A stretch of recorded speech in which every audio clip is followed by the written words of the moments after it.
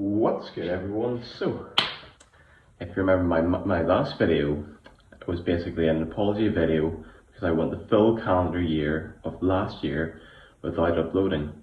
I felt it was completely necessary, as not only did I let you guys down, but even worse, I let the Lord down. However, towards the end of the video, I mentioned how in recent months not only have I grew in God, but as a result, I've grew in joy, and that is exactly what I want to talk about today. Here are 5 ways to live a happier life as a Christian. Tip number 1, meditations. Throughout this year, I've discovered that what you meditate on is not only the secret to a happier life, but also, as far as your mind is concerned, frankly, a healthier one. Because let's be real, you're only sad, you're only miserable when a negative thought comes into your head, and you choosing to meditate on that is adding fuel to the fire, which adds to my next point. Tip number 2, know the right treatment. If you've ever had a spot of any kind, and if you scratch it, you can guarantee, of course, it'll go away, but you can guarantee tomorrow, not only will it come back, but it'll come back more aggressively. But if you either leave it alone, or better yet, use medication, there's a good chance it'll die off. So as a Christian, you've got 2 biblical choices for when a negative or impure thought comes into your head. The first of which is to resist the devil, and he will flee from you. Regardless of what that negative thought is, whether it's just a regular day-to-day stress, or an impure thought, it's from lust, jealousy, revenge, you name it. Especially impure thoughts, the worst types of thoughts you could ever meditate on, because they, for a fact, are the ones planted in your head by the devil. And the more you meditate on an impure thought, the harder it'll be, and the more he'll come back at you, and the harder it'll be to resist. And 1 Peter advises us to be alert and sober-minded, as the devil prowls around like a roaring lion, looking for someone to devour. So ultimately, it is up to you. Entertain the negative or impure thought, or resist it. And obviously, I would recommend that you resist it. Even if it's not an impure thought, just simply a negative thought, you keep meditating on it again and again, it's consequently killing your joy. That's why I used the spot analogy. Especially if it's something you've no control of, another thing I found out, you'll never stop the rain by complaining. You might remember in my most recent video, I made reference to Hebrews 11 verse 1, that if faith is the evidence of things unseen, then joy is the evidence of maturity. Another thing that I've discovered this year, just simply don't, I know it can be hard, but don't get wound up about things you've no control over.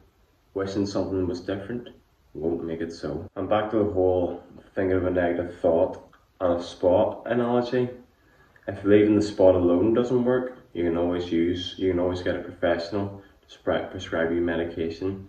And in this case, trust me, God can always handle our situations better than we can. And like I classified revenge as one of many impure thoughts, not only that, but it's quite frankly contagious. Like you see it all the time in the movies. It starts off, someone guns down one person, and then the family of the person that got shot down finds out who did it. They plot to kill that person, and the family of that person does the exact same, and you go round and round and round in circles. Tip number 3, swap both types of negative thoughts for thoughts of praise. Instead of thinking about regular day-to-day annoyances, which like I said, you've literally no control of, just spend more time thanking God for what he's done, what he is doing, and what he will be doing. What he has done, it's just a habit that I've made a couple of years ago. If I'm praying at night, At the start of my prayer, I would thank Him for giving me another day. I see every day that God gives me as a privilege, because one day my time will be up, and given that my health's alright, I doubt that's round the corner. Am I thanking that and thanking God for giving me another day? It's just acknowledging what I've just said, because if anything, if I'm not doing that, I'm just taking every day for granted. And everything he is doing, now as we speak, He's even directing your paths for tomorrow. Yesterday, or just recently for the matter, you might have got bad news recently, which could very well be the start of something even better. In fact, one thing that I want you all to remember is sometimes what the enemy means for evil, God can always turn around for good. Even on top of all of that, sometime in your life you might have experienced some sort of near-death experience, and you might just look back in hindsight and thinking you were just simply lucky. However, if there was some sort of intervention which stopped the situation getting worse, it could very well have been the hand of God. In fact, I had a few of those experiences myself, even just a few months before I became a Christian, which is one of many reasons why I became a Christian in the first place. Just a few months before I got saved, I was involved in a car accident, and at the time, the car that I was in at the time was quite robust than just the majority of cars. And at the time, I was so blind that I thought there was just a case of me being lucky. Yes, the reason why I saw the following day is because the car that I was in at the time could withstand more pressure than most. But God loved me so much, He didn't want me to die without Christ in my life. The car is the reason why I saw the next day, but God is the reason I can see tomorrow. Because He lives, I can face tomorrow. Because He lives, all fear is gone. Because I know He holds the future, I can face uncertain days because He lives. Tip number 4, look at your heart. Like any problem you want rid of, you always need to get to the root of it, so it can either stop growing or, better yet, vanish. Likewise, when there's something wrong with your personality, your heart is always at fault. Like, you might look at a few of the 10 Commandments and say, "Thou shalt not kill," and you think, I've never picked up a gun, I've never picked up a weapon of any sort, and then in someone's life, I'm good. However, elsewhere in the Bible, Jesus states, if you hate your brother, you have already murdered him in your heart. So thinking about it, internally speaking, is more or less the equivalent of acting it out, because it's always the root of the problem. And a wise green midget once stated that fear leads to anger, and anger leads to hate, and hate leads to suffering.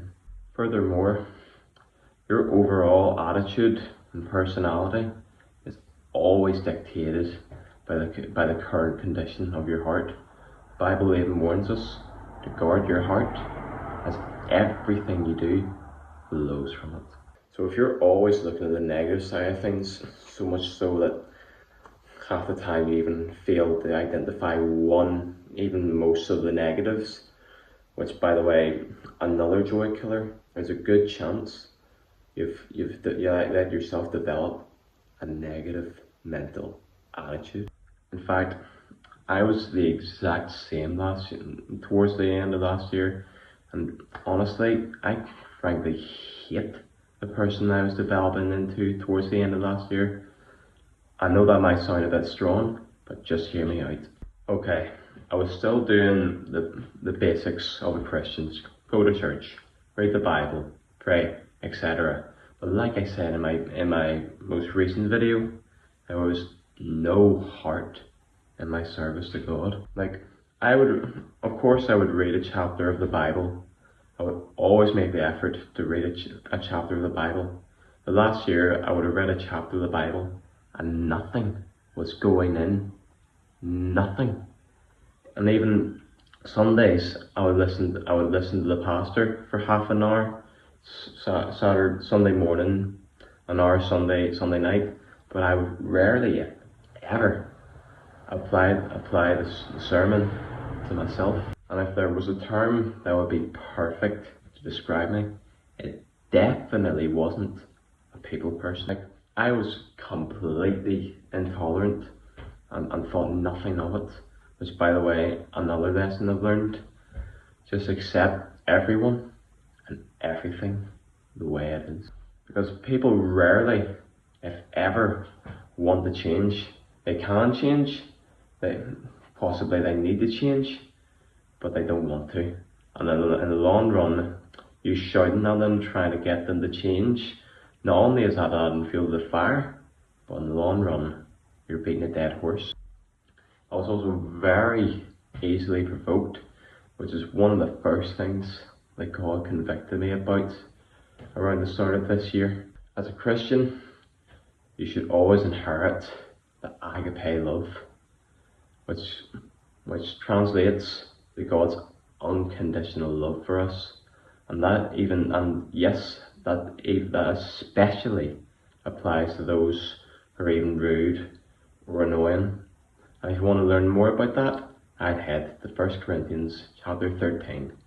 The first three verses tell you the importance of love. Verses 4 to 8 tell you the qualities of God's unconditional love for us. I was also frankly double-standard.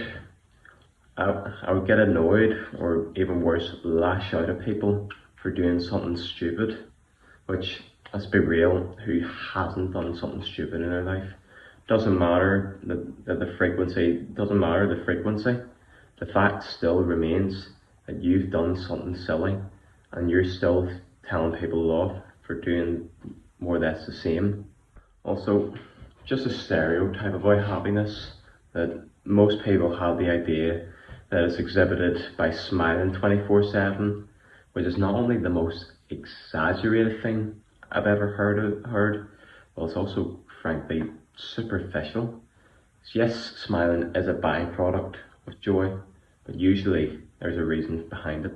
And finally, number 5, develop your own coping mechanism for a rainy day. More about the person last year.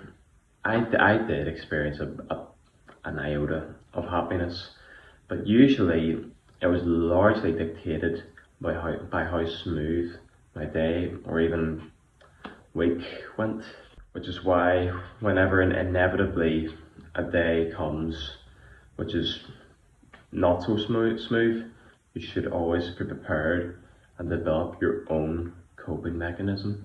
I myself have developed 2, the first of which is to use worship music as a de-stressor. At this rate, I actually have 2 go-to songs. The first of which, funny enough, one I mentioned earlier, Because He Lives, I Can Face Tomorrow. That song does remind me that I am more than capable of getting through tough days, tough situations, when God is on my side. But on top of that, I love what it says at the end. Life is worth living just because He lives. Because sometimes, even in your walk with God, you just go through life, going through the motions, as I did towards the end of last year, doing the basics, praying every day and night, going to Sunday, reading the Bible. But that is exactly why the end of that song is so special to me. And song 2, and no, not Blur.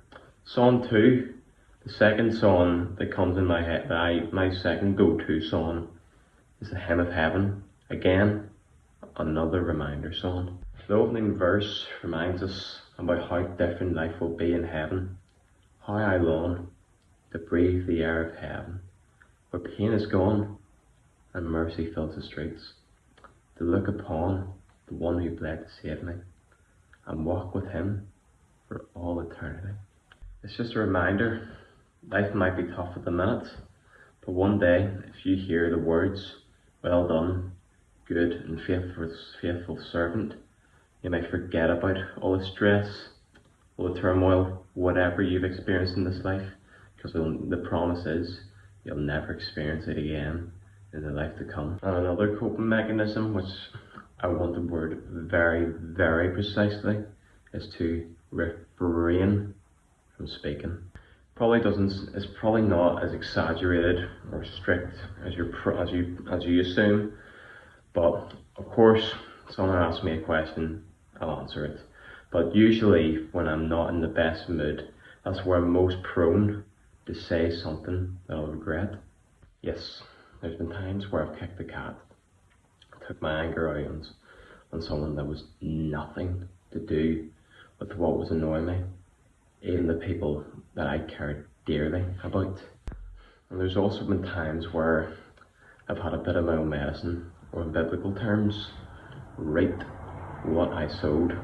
And it was only then I realised that it's not fair to give off with people who are nothing to do with what's annoying me.